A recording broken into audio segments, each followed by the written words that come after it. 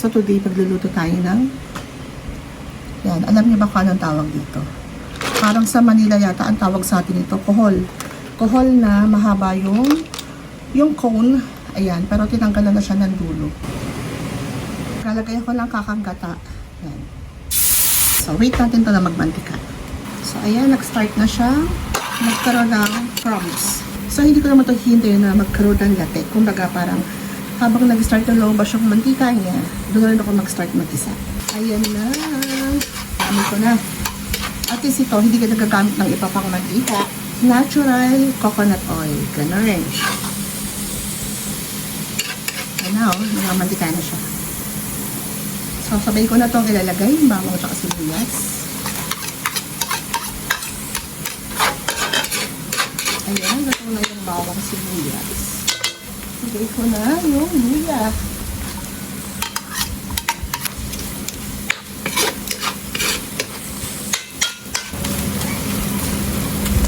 So, ilalagay ko na to yung gata, yung unang gata. Saka dito. Ayan. Lalagay tayo ng salt.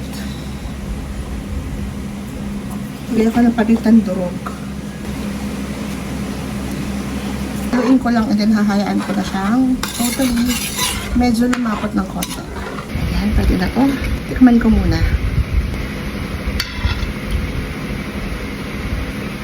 Medyo matabang. Salt pa.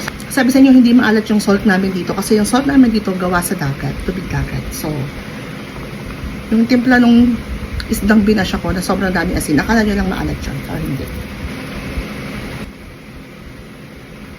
Wow. Ayan na. Saan ko muna ito?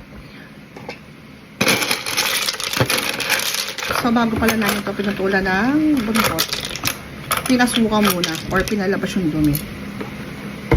Dahil pag hindi natin gagawin yun, makakain natin yung parang mabuhangin. Pakuluan ko lang. Pan ko siya para mabilis kumulo.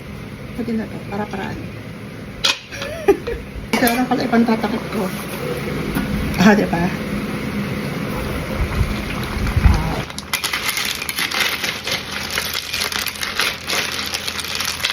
Lagyan natin ito, yung siling Ilocano. Ito yung hindi maanghang.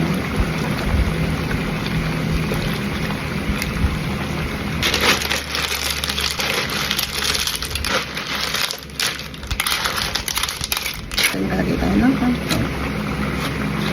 Ayan, tatakpan ko muna ulit. Check natin.